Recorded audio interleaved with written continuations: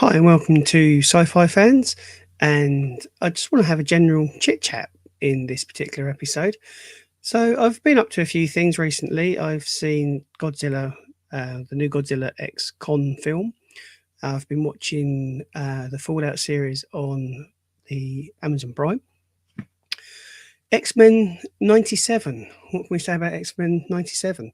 So there's a few topics that I'll be covering in this episode, as well as giving you some movie facts and trivia as well, as is the norm for this channel. So where should we start? I think Fallout would probably be the place to start, given the fact that there have been so many abysmal adaptations of games and general pop culture. It's really pleasant to see something as well done and as well put together and well acted as the Fallout series. I have to admit, I wasn't looking forward to it at first. I thought this was going to be something that they were just going to ruin. You've only got to look at Amazon's record with The Lord of the Rings, a a series that you shouldn't really be able to mess up, but yet they managed it. The problem I had with the Rings of Power was its pacing and the general storytelling of it. I felt was poor. It jumped from one thing to another. It seemed to take an awful long time for something to happen, and then when it did happen, it was quite trivial. You didn't have to worry too much about it. Yeah, the whole thing was a little bit of a dumpster fire, in my opinion. I know some people did enjoy it, and if that's the thing that floats your boat, fair enough. I'm not here to judge. I'm just here to give you my opinion, and hopefully that's what you're here for. So yeah, the cast were pretty much spot on, um, and the episode lengths were nice. I think it's always a shame that we only get 8 episodes for these live action shows. Ella Fennell played Lucy, the lead character. Walton Goggins played he was a ghoul, and yeah, Aaron Clifton Moten was Maximus. They all played their parts really well, and the flow of this TV show was good. It was entertaining. There was a few twists and turns along the way. It had everything that I was expecting for a Fallout show. The power armor for the Brotherhood of Steel, just perfect.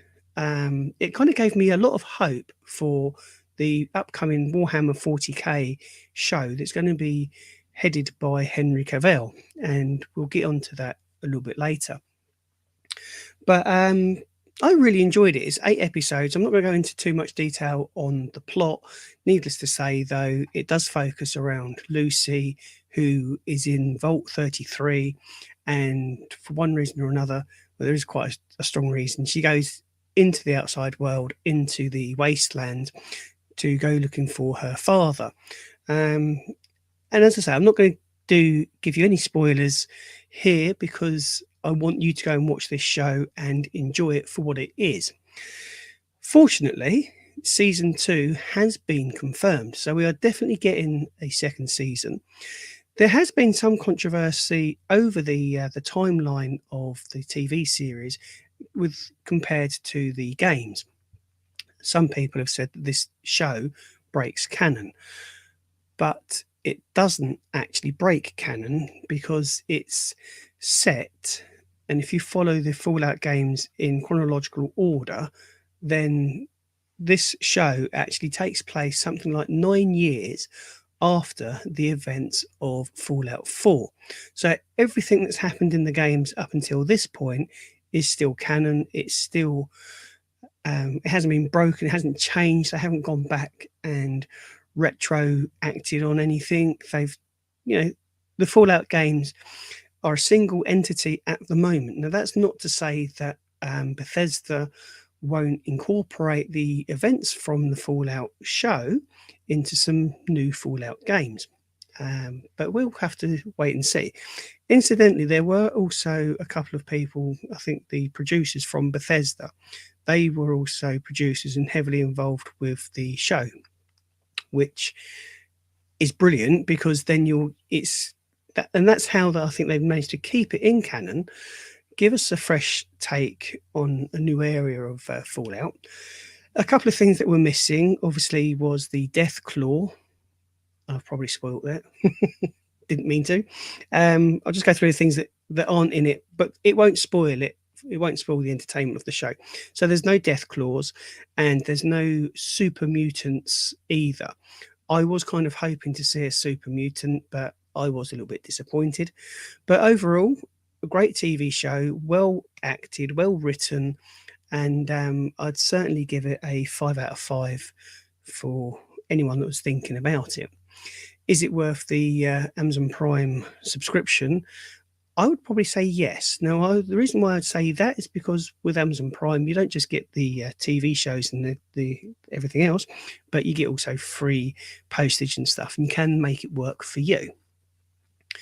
So, moving on then to Godzilla. Now, Godzilla -1, I think, was hard done by at the Oscars. What they should have done, a particular country has to nominate a film for International Picture. Now, unfortunately for Godzilla, Japan chose a different film, which is why it was never going to be in the running for Best International Picture, but it did pick up the Oscar, I think, for Best Visual Effects.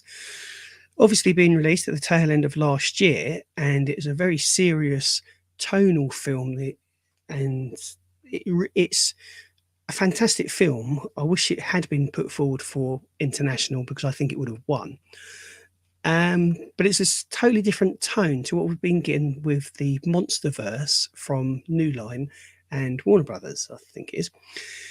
So I knew I wasn't going to be watching anything that would resemble -1 because obviously we've got the Monsterverse with Godzilla, Kong, then obviously Godzilla versus Kong, and now we've got Godzilla, Kong, the New Empire.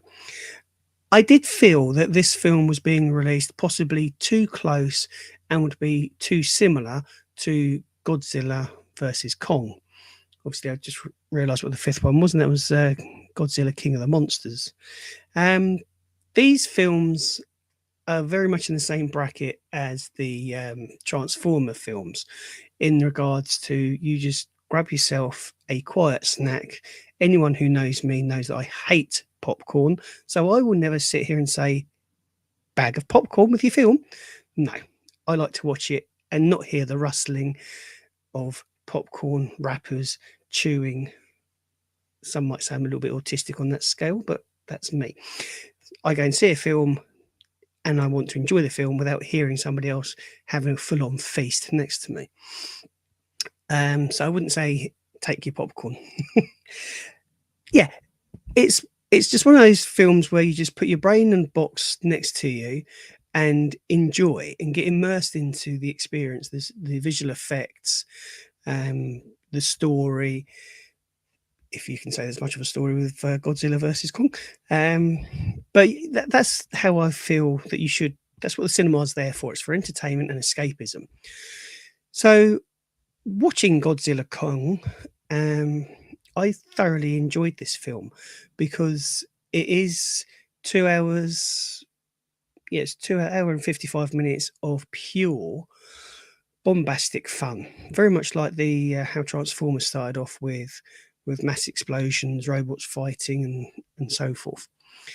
The franchise did come into some criticism, and it's very difficult when you make these type of films because the audience is always going to be split. You're always going to have members of the audience that want you to focus on the monsters, and then you're going to have the other half of the audience that are always going to want you to focus on the humans. And that was something that people were saying was lacking from the last film at least, and possibly Godzilla King of the Monsters, is that the focus was too much on the human characters. So they flipped that with Godzilla Kong, and I mean, it could have been a silent film and in many cases it was in for a percentage of the film, because you're very much with King Kong. To say this is Godzilla and King Kong, it should really be King Kong and Godzilla, because Godzilla is very much like a spare part in this film for a good percentage of it. It's not really until we have the final climatic battle that Godzilla really has a major role. The story with this film is that there's a subterranean part of the universe that they're in, it's the underworld, not the underworld. I've forgotten where it's called now. Anyway, where King Kong's been living for a while now, there is another subterranean part to this world, and within this subterranean part of the world is the villain, Scar King. Scar King seems to have managed to enslave King Kong's kind. There's plenty of his kind being slaves, used as slaves with Scar King. And then there's another Titan. Sorry about that. And the story kind of shows that Godzilla originally put Scar King where he is and sealed him there. But obviously, we now have King Kong to take into consideration here, and he's very much the hero in this film because the focus is on him. Right, yeah. I've just remembered it's Hollow Earth where King Kong lives. So you've got a subterranean part of Hollow Earth. Now, I enjoyed it. Mothra makes an appearance. We also see another Titan as well. And this one has the power of ice. So it controls very much the elements on that side of things, and was kind of the cause of an ice age and some of the ice age periods throughout the Earth's history. Sorry about that. So yeah, it's really enjoyable. Now I know it's coming to the end of its run because it's been out probably for about a month or so now, and the cinema was quite empty when we went to watch it. But I think, again, I'll be buying this one on DVD when it comes out on physical media, because I am very much a DVD fan, because it's all very well these shows going on to streaming services, but once they're there, you're at the mercy of the streaming service. And something that happened with Back to the Future, now I don't know if people are aware of this, but Back to the Future was on Netflix, and there is a scene where Marty McFly is he's got a copy of Playboy, I think it is, and he's got this fake cover on Playboy, and he gets caught out by the teacher. So Playboy magazine ends up in the bin, and it's the whole scene and the whole joke is around Playboy. But Netflix edited it to something like a magazine about cars or something.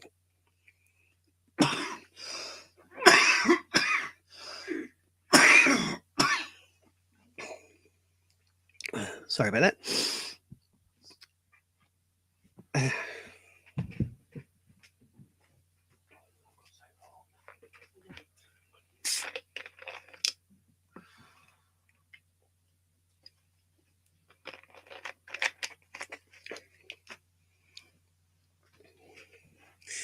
Right, I'm back. Something, or one actor that this film does miss, and it's not really notable either, is Millie Bobby Brown. Millie Bobby Brown apparently priced herself out of this film because of the stardom that she's found with Stranger Things. Her fee for what she wanted to come back and reprise her role in Godzilla Kong New Empire was too high for the studio, so they said no, not interested. And to be honest, at first I thought that's possibly something. At first I thought I'd miss the character, but I didn't. And I think it's probably a better film because she's not in it. She obviously went on to Netflix to do Damsel, which hasn't done particularly well, which would be another episode, I think.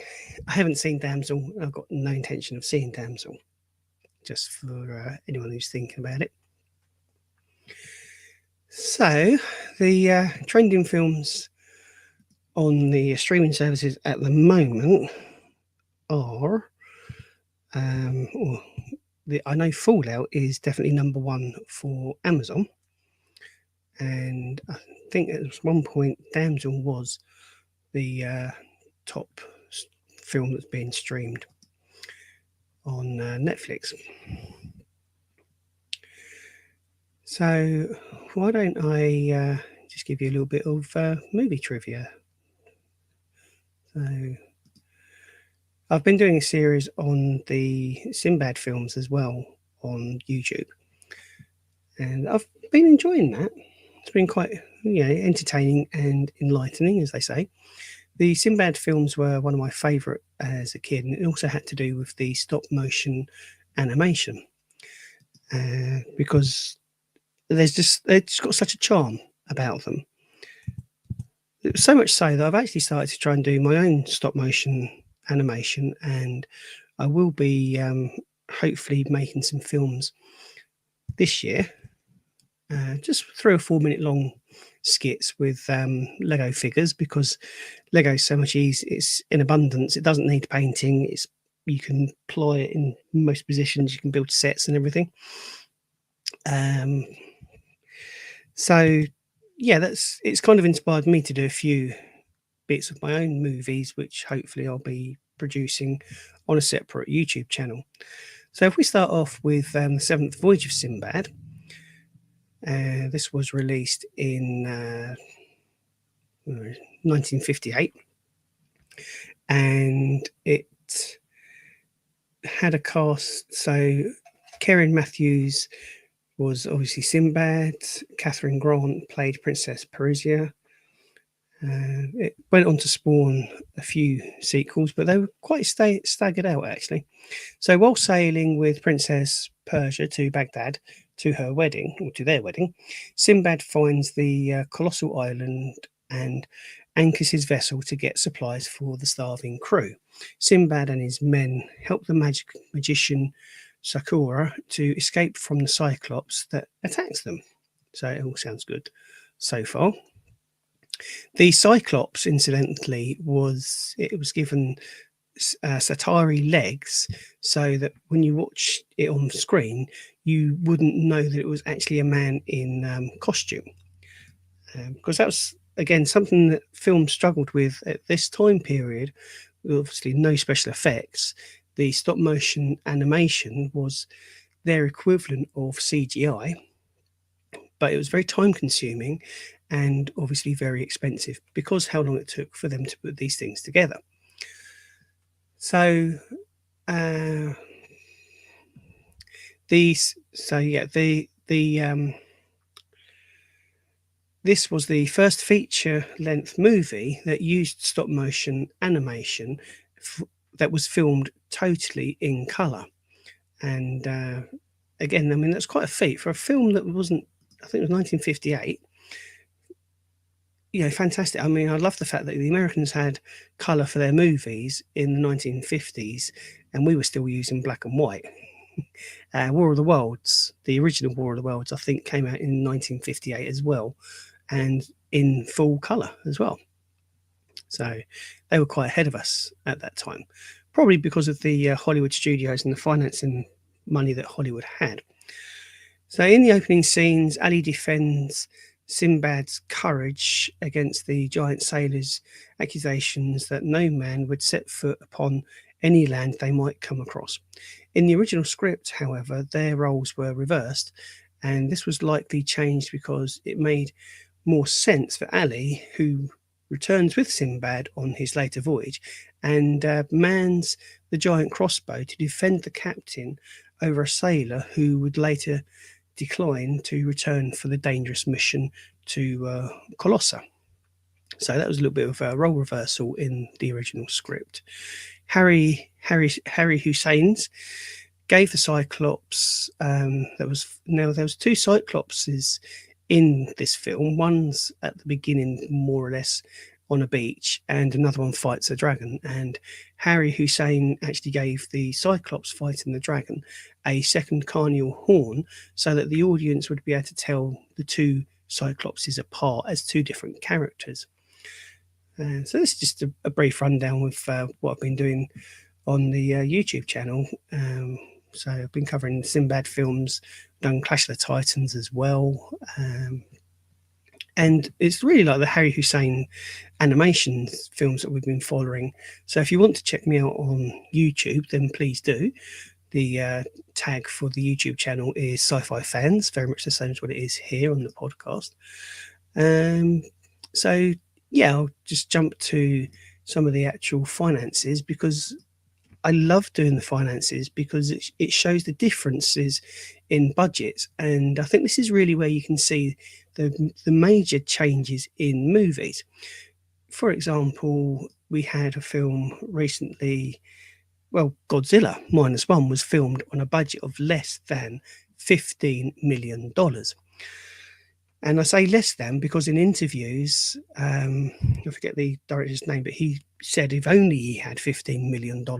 So that kind of indicates that he didn't even have that. And what he produced knocks the spots off of anything that Hollywood has been producing pretty much this year, last couple of years, for the sheer scale and the sheer quality of the effects. I mean, Disney and Marvel films cost upwards of $200-300 million, and you look at them and think, well, where's that money gone? So I always feel that just covering the actual finances of films is kind of testament to A, what they did with their resources, and B, why are films today poor? Not every film, but you get the majority of these blockbusters, they're always a little bit poor.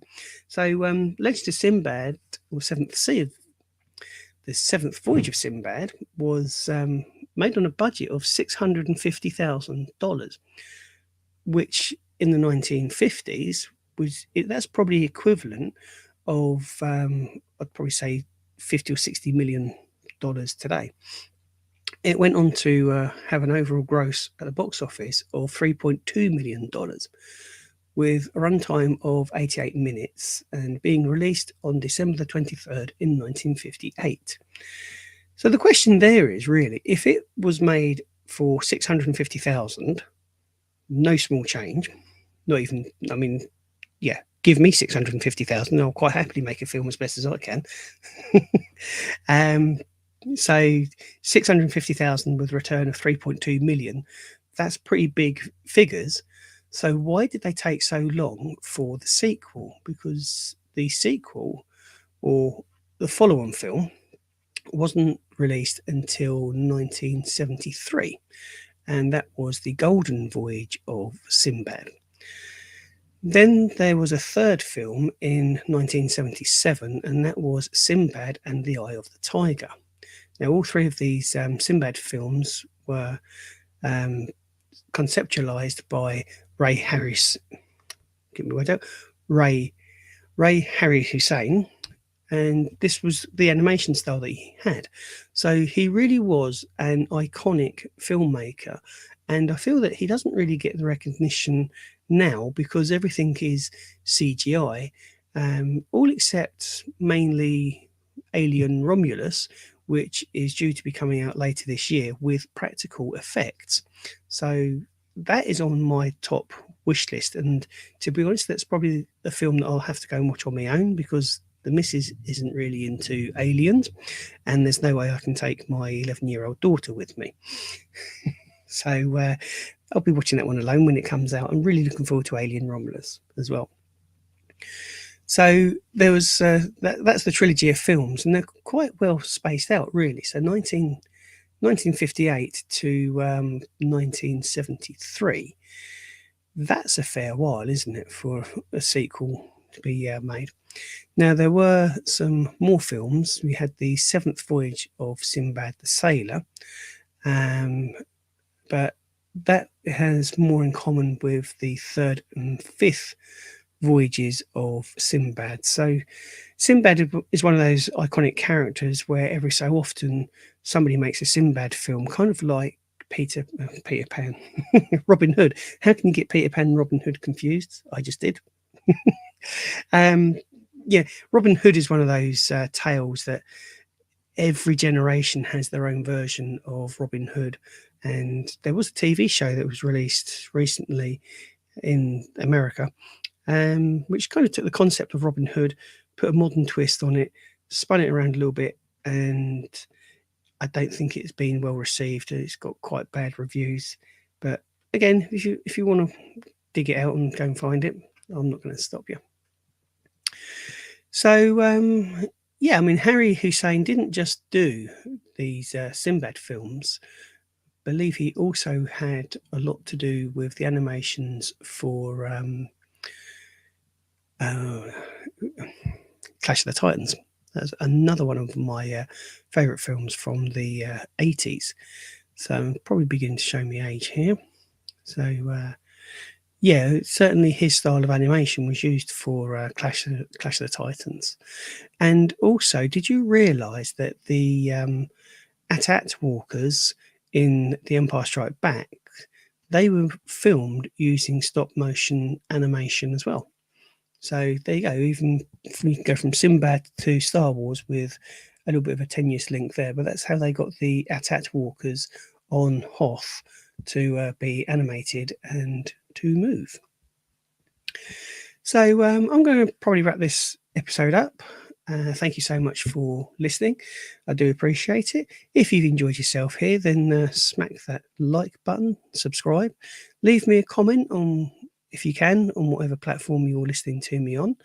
I would appreciate all feedback.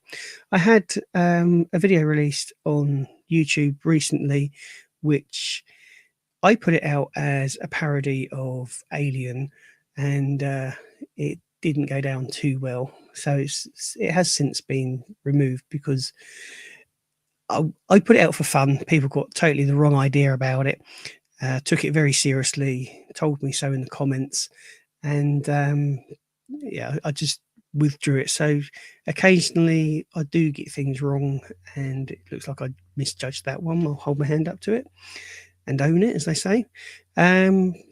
So yeah, I mean, I do try and stick to movie trivia. Alien's my favourite film of all time, so I'll always revert back to that, specifically as we've got Alien Romulus coming up very soon. So do check out the YouTube channel. You can also find me on TikTok on Sci-Fi Fans. So yeah, take care of yourselves, and I'll be back next week with another episode. So take care, and I'll see you then.